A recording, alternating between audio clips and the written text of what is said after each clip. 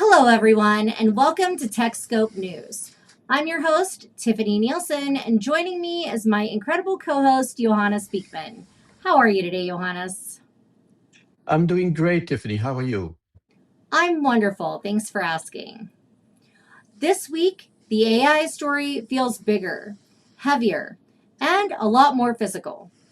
We're seeing it in massive data centers, in power demand, in labor markets, in robotics, and in the growing fight over who gets to control these systems once they move into government and national security. NVIDIA set the tone with its GTC conference, but the ripple effects go far beyond one company. We've got new developments in infrastructure, new questions about trust, and a closer look at how AI is moving into everyday life. Johannes, this really did feel like a turning point. It did, Tiffany. It feels like a turning point. AI is becoming less abstract. It's not just something you demo on a screen anymore. It's, as you mentioned, showing up in the grid, in logistic networks, in workplaces, and in public spaces. And once that happens, the conversation changes from what AI can do to who builds it, who controls it, and who takes on the risk. Thanks, Johannes. And to understand where this is going, you really have to start with infrastructure because AI isn't just software, it's becoming physical at a massive scale. A new project backed by SoftBank and American Electric Power plans to build a 10 gigawatt AI data center campus in a small town in Ohio. And that's the kind of scale that you normally associate with cities or heavy industry, not tech. So, this isn't just about computing anymore. It's about energy, land, and how far the system can stretch to support AI growth. At that scale, Tiffany, this stops being a normal data center story. It becomes an infrastructure system. The challenge isn't just adding servers, it's making power generation, transmission, and compute all scale together. If one piece lags, the whole system will bottleneck. And what we're seeing is that AI is turning into a new kind of industrial load, something that has to be engineered into the grid from the very start. Well, we'll be covering more topics like this, including energy, water supply, sustainability, and the environment during our upcoming event, the Green Things Summit, taking place virtually on Thursday, April 23rd. So be sure to register and attend, and we even have a few spots open for speakers and sponsors. But now back to NVIDIA. Because while others are building data centers, NVIDIA is trying to define how they're built and what they're used for. NVIDIA had a flood of news at GTC 2026, but two of the company's March announcements fit together in a way that says a lot about where the market is heading. One is the Vera Rubin DSX AI Factory reference design, which NVIDIA describes as a guide for building co-designed AI infrastructure across compute, networking, storage, power, cooling, and software, with Omniverse digital twins to help design and operate those facilities. The other is its new physical AI data factory blueprint, which NVIDIA says is built to handle large scale data processing, synthetic data generation, reinforcement learning, and evaluation for robotics, vision AI agents, and autonomous vehicles. Johannes, to me, it looks like NVIDIA is trying to own both sides of the next AI build out, the infrastructure that runs AI and the data engine that trains physical AI. Is that your take? Yes, absolutely. You should see this as two different factories. So the Vera Rubin DSX side is about turning a data center into a token production system. The technical challenge here is not just peak compute, it's how the whole plant behaves under real constraints like network contention, storage movement, thermal limits, power budgets, and uptime. And that's why NVIDIA's reference design is so broad. It spans compute, spans Spectrum X Ethernet, storage, power, cooling, and control software. And the interesting part is the software layer.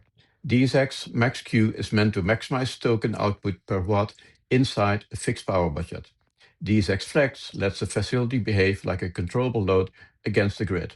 DSX Exchange moves signals between IT, operation technology, and facility operations. And DSX Sim with Omniverse lets you model the whole thing as a digital twin before you build it. So this is not just NVIDIA selling hardware, it's NVIDIA trying to define the operating model for AI infrastructure. Thanks, Johannes. Also, at NVIDIA's GTC conference this week, CEO Jensen Huang highlighted a new open platform called OpenClaw, describing it as a potential operating system for personal AI.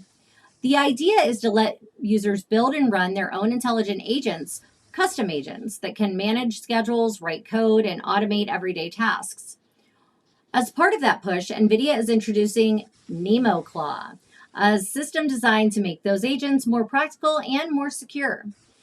At the conference's Build a Claw event, developers are getting hands on experience creating and customizing their own AI assistants, pointing to a future where personal AI could become as common as today's apps. But this isn't just about building smarter assistants, it's about building ones that can run continuously. Johannes, that's where things start to feel both powerful and a little concerning. And absolutely right, Tiffany. So the big shift here is from on-demand AI, and we've been living in that world up until now, to always-on AI. And when something is always on, watching context, accessing data, taking actions, the real question becomes control. So what NVIDIA is doing with NemoClaw is focusing on the runtime environment. The agent operates inside the sandbox with strict limits on what it can access. Network connections, file systems, and even where AI processing happens, locally or in the cloud, are all controlled by policy. And there's also a layer called OpenShell that sits between the agent and the system, effectively acting as a gatekeeper for everything the AI tries to do. So instead of trusting AI itself, you're controlling the environment around it? That's exactly right, Tiffany. It's a different security model. Rather than assuming the AI will behave correctly, you assume it needs boundaries and you enforce those boundaries at the system level. That becomes critical with always on agents because they are persistent. They have ongoing access to workflows, data, and tools, which increases both their usefulness and their risk. So true. Because once something is always on with access to your data and workflows, the risks increase dramatically. And that probably lands differently depending on who's using it. Well, definitely. For consumers, it might feel like a convenience upgrade, but for enterprises, it's a governance challenge. You need visibility, logs, policy controls, and the ability to monitor or block actions in real time. And it's worth noting that NVIDIA says that NemoClaw is still in early alpha stage. So while the concept is compelling, the real question is whether this can mature into something organizations truly trust. Thanks, Johannes. While much of the world is still testing OpenClaw, China is already putting it to work in real world robots. Chinese robotics company Ecovacs recently unveiled a home robot designed to act as a personal butler, handling simple chores like picking up items and organizing around the house. Early demonstrations show promise, but the technology is still a work in progress, with reports that the robot sometimes needs repeated instructions and can be unstable.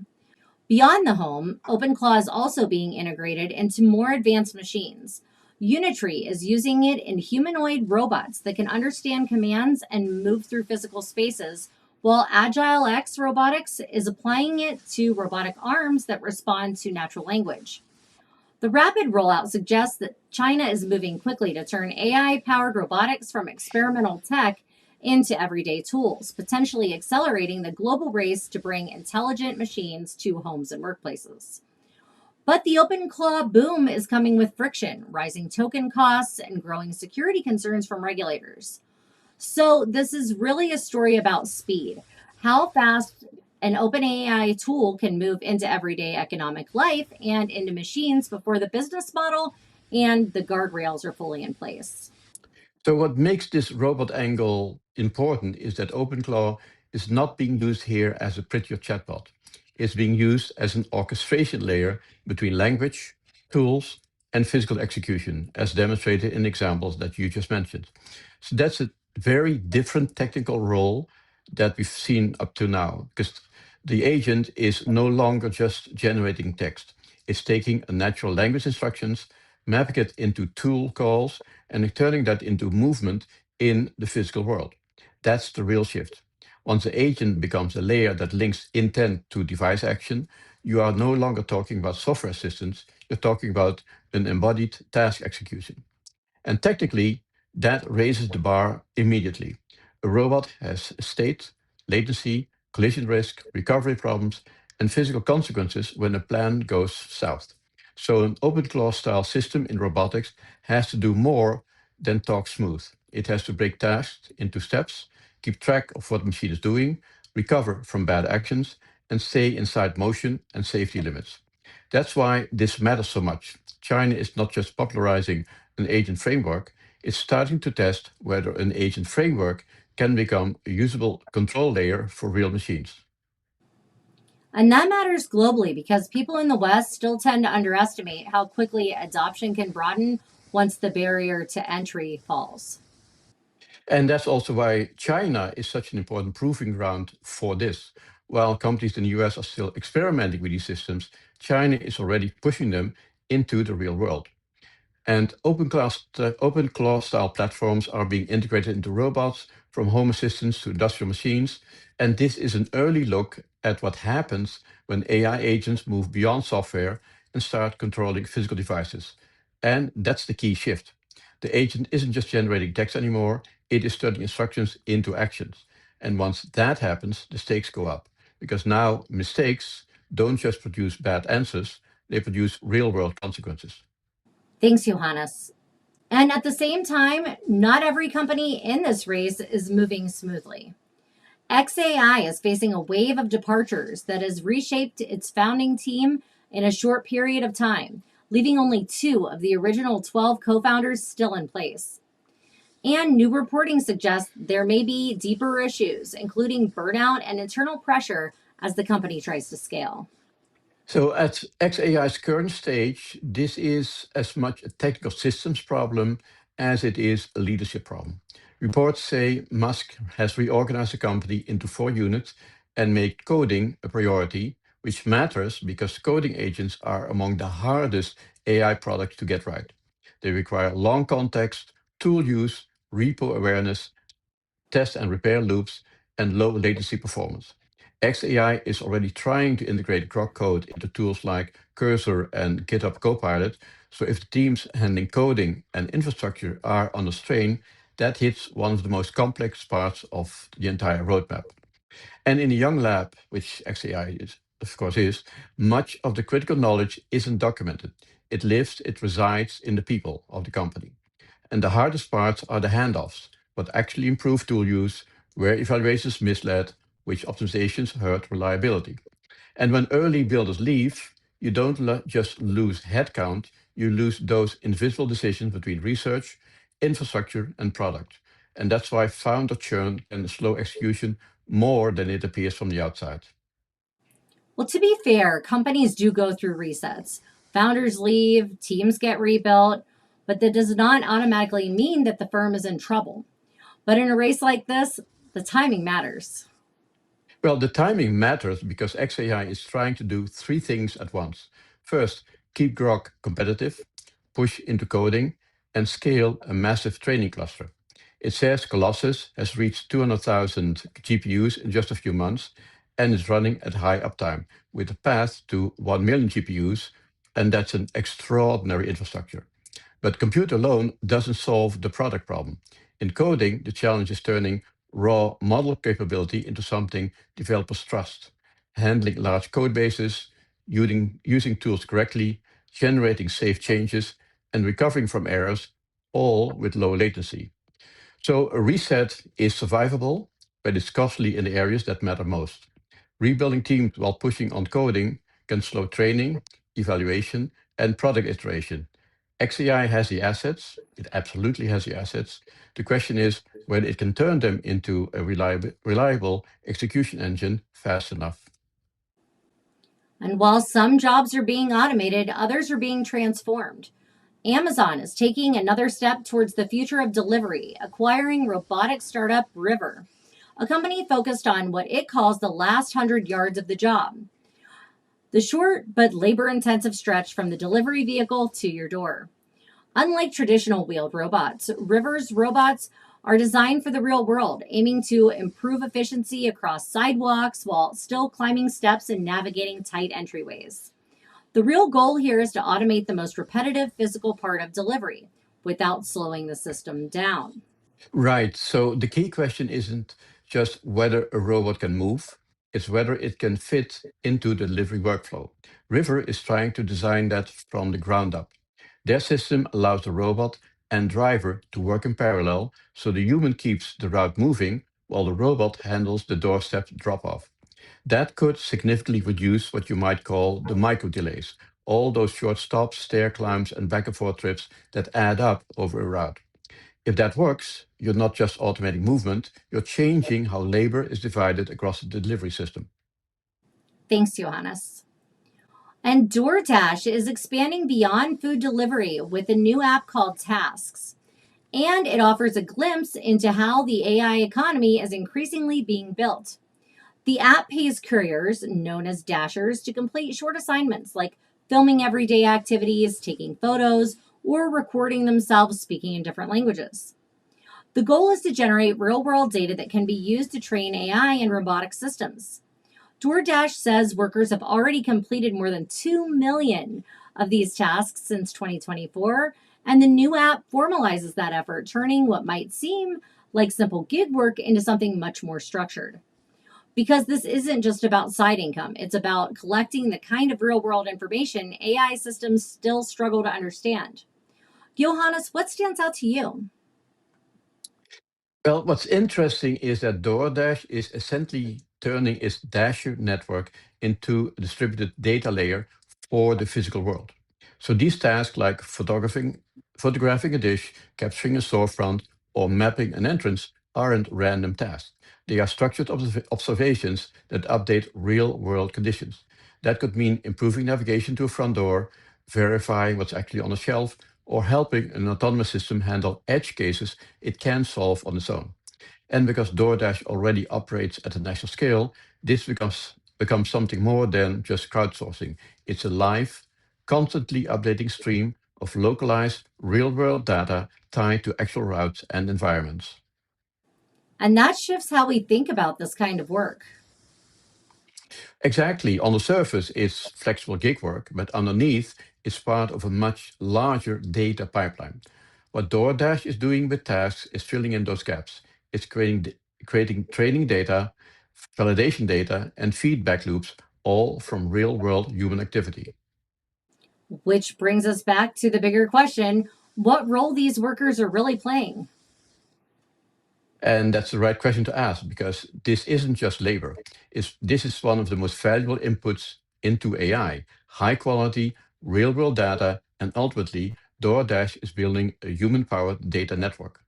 These workers are capturing real world information that AI systems can't easily simulate, things like locations, layout, and edge cases. So the question isn't whether workers should be paid, they absolutely should be.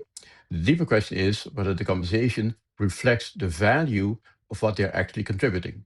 That data is incredibly valuable. So, Tiffany, the big question, are these robots helping workers or are they slowly replacing them? Well, slowly replacing them, if you ask me, but that's just my personal opinion.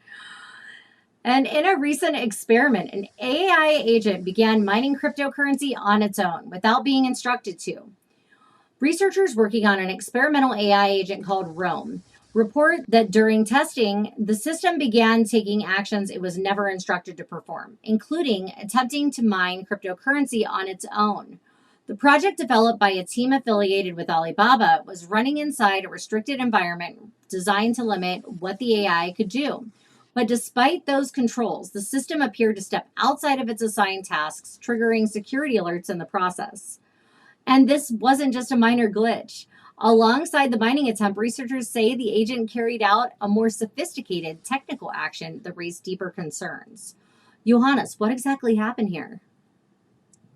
Yeah, this goes beyond the simple wrong answer problem. So, according to the report, the agent actually established what is called a reverse SSH tunnel, basically creating a hidden communication channel from the system to an external server. Now, that matters because it suggests the AI wasn't just making mistakes, it was finding ways to operate outside its intended boundaries. And once it had access to tools like code execution and network connectivity, it appears to have discovered it could use those capabilities in unintended ways. At the same time, it quietly redirected GPU computing power toward cryptocurrency mining. So now you're not just talking about all behavior, you're talking about unauthorized use of real world resources. So this is less about what the AI said and more about what it did. Well, exactly. This is a control problem at the system level. The concern is what researchers call objective drift, where the AI starts pursuing actions that weren't part of its original goal. And while this might sound like a one off lab incident, the researchers say it points to a broader class of risks. And they group them into three areas: safety and security, controllability, and trustworthiness. In other words, as these AI agents get more capable and start operating in real environments, the challenge isn't just making them smart, it's making sure they stay within clearly defined boundaries. And that's a much bigger engineering problem. It is. I mean, the researchers say addressing it will require tighter system design, things like stronger permission controls, better monitoring, more robust training methods, and continuous red teaming. Because once AI systems connect in the real world, keeping them aligned isn't just about instructions anymore, it's about the entire environment they operate in. As these systems become more capable, control becomes a pressing issue. It does become a pressing issue. It's the key concern. The system wasn't just making mistakes, it was taking actions outside its intended role. And that's a sign that the real challenge isn't just intelligence, it is containment. Great point, Johannes. Throughout our last broadcasts, we've shared updates on the ongoing battle between Anthropic and the Pentagon, which began over the potential use of Anthropic's AI technology to carry out mass domestic surveillance and to power autonomous weapons. Since then, the Pentagon has designated Anthropic as supply chain risk and ordered all federal agencies and businesses who do business with the U.S. military to cease the use of Anthropic's AI chatbot Claude. Now, Microsoft has stepped up to support Anthropic, saying a judge should issue a restraining order that would block the Pentagon's designation of the artificial intelligence giant as a supply chain risk for all existing contracts. Such an order would enable a more orderly transition and avoid disrupting the American military's ongoing use of advanced AI, Microsoft said in a filing in U.S. District Court in San Francisco. Without that order, Microsoft warned that it, along with other technology companies, would need to act immediately to alter existing product and contract configurations used by the Defense Department. So, with tension between the Pentagon and Anthropic intensifying by the minute and becoming more complex, Johannes, why should people pay attention to this story? Well, what makes this story important is that it's really about control of strategic infrastructure. Once an AI system is embedded in defense workflows, cloud contracts, procurement, and compliance chains, it stops being just a software story and becomes a national capability story. The reason people should watch this closely is that the case may help define who gets to decide whether an AI vendor is too risky for sensitive use: the military customer, the courts, or the platform partners around it. For businesses, there's a second lesson here. Dependency risk now includes model risk.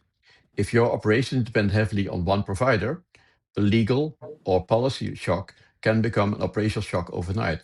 And I would like to add, since we're building so many AI agents, who's keeping track of all the models that are being used by those AI agents? So there's a third risk there.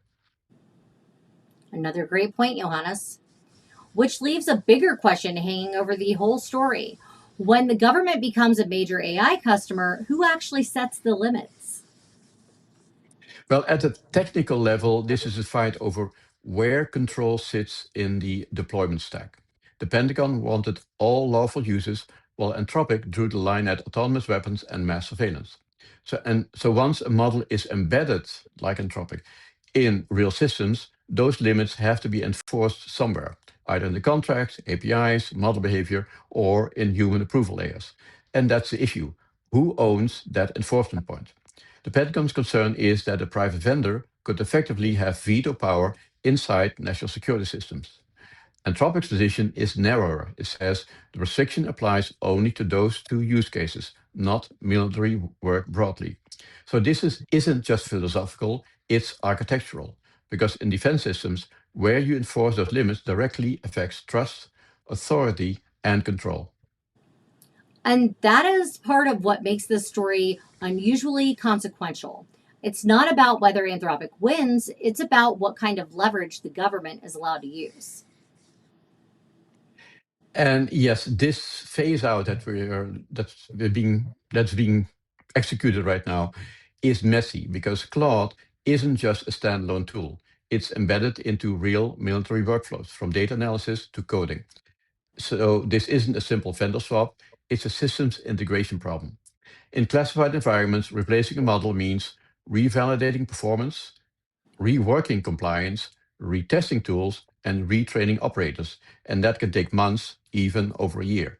So the issue isn't whether another model exists, it's whether you can swap it in without breaking reliability, latency, and trust. And that's what makes this fight so consequential. Thanks, Johannes. Well, we've been talking a lot about control: who builds AI, who deploys it, and who sets the limits. Now we're seeing that question move squarely into policy. A new national AI framework from the White House is starting to take shape, and early reactions from industry stakeholders suggest a mix of support and concern.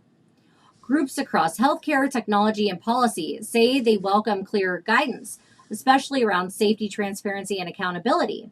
But there are also warnings that overly rigid rules could slow innovation or create compliance challenges, particularly in fast moving sectors like healthcare AI. So, this is a balancing act. How do you regulate something that's evolving this quickly without freezing progress? Johannes, what stood out to you in how the stakeholders are reacting? Well, what stands out is that everyone agrees on the goal: safe, trustworthy AI. But they don't agree on where enforcement should sit or how prescriptive the rules should be. In healthcare, especially, AI is already being used in clinical decision support, workflow automation, and diagnostics. So stakeholders are less worried about whether AI should be used and more focused on how it's governed in practice. The tension is that regulation operates on fixed timelines: rules, compliance cycles, audits, while AI systems are iterative and constantly changing. So if the framework is too rigid, it risks locking in yesterday's assumptions. But if it's too flexible, it may not provide meaningful guardrails. And that's the core policy challenge. How do you regulate a moving target without either over-constraining it or losing control entirely? And that debate isn't just happening in boardrooms, it's starting to spill out into the public. Because alongside this policy push, we're also seeing protests calling for a pause on advanced AI development altogether. In San Francisco, demonstrators gathered to demand stronger limits on companies like OpenAI and Anthropic, arguing that the technology is moving faster than society can safely absorb. Some are even calling for a full pause on development until clearer safeguards are in place. Johannes, how do you connect those two things? The policy framework on one side and the public pressure to slow down AI on the other. They are two sides of the same underlying issue, and that's trust. The policy framework assumes AI will continue advancing and tries to shape how it's deployed. The protest movement is questioning that assumption entirely, asking whether deployment should slow down until safety, alignment, and accountability are better understood. And then there's a third layer: the industry. Some companies are pushing forward aggressively, while others are quietly supporting more guardrails, especially around liability. So you end up with three different lanes that operate at three different speeds. The government is trying to set rules, the industry is trying to build and scale, and part of the public is asking whether we should pause. And when those speeds don't align, you get friction. And that's exactly what we're seeing right now. Well, this seems like a signal that the AI debate is widening. It's no longer just engineers and companies, it's regulators, workers, and the public all weighing in on how fast this should move and who gets to decide. Well, a woman in Macau was briefly hospitalized after being startled by a humanoid robot during an evening walk. Police say the woman was looking at her phone when she suddenly noticed the robot behind her, triggering a panic response. Video from the scene shows her confronting the machine, shouting, "Are you crazy?" as it moves its arms. Authorities confirmed that there was no physical contact, but the woman reported feeling unwell and was taken to the hospital. She has since been released and is not pressing charges. Social media videos showed officers leading a forlorn robot away, though police stressed that they did not seize the bot. The robot was operated by a Macanese man in his 50s who said he was conducting a test and intended to use it for promoting his business. Police said they reminded him to stay vigilant while operating the robot to avoid causing danger or alarm to passersby. The machine is believed to resemble a humanoid model from Unitree, highlighting growing concerns about how these increasingly lifelike robots interact with the public. So, Johannes, are we moving too fast by bringing humanoid robots into everyday life before society is ready for them? Well, Tiffany, a robot, and that's what this example demonstrates, a robot doesn't have to hurt anyone to cause problems. If people can't read its behavior, trust erodes very quickly. And this is a social navigation challenge, not just a PR challenge. Public robots must handle two layers. One, basic autonomy, detecting people, localizing, avoiding collisions, and human legibility, keeping distance, moving predictably, and behaving conservatively. Being startled doesn't mean danger, but it can signal failures in proxemics, intent signaling, or predictability, real technical issues in public spaces. And that may be one of the under-discussed parts of the robotics rollout. The machine does not only need to perform, it needs to behave in a way that people can actually live with. And that's why demos don't tell you the full story. The real challenge is operational assurance. A public robot needs a credible safety case, how it behaves in different environments, handles perception failures, executes minimum risk maneuvers, and allows human intervention, all validated with real people, not just tests. The bottleneck isn't moving through space, it's proving the robot behaves predictably, visibly, and safely for everyone nearby. So, zooming out, what are we really looking at here, Johannes? We are, well, AI is moving into infrastructure, labor systems, robotics, and governments simultaneously. Each layer adds capability, but also adds new control challenges. So, it's not just smarter AI, it's deeper AI. And the deeper it goes, the more important the question becomes, how much of it do we actually control?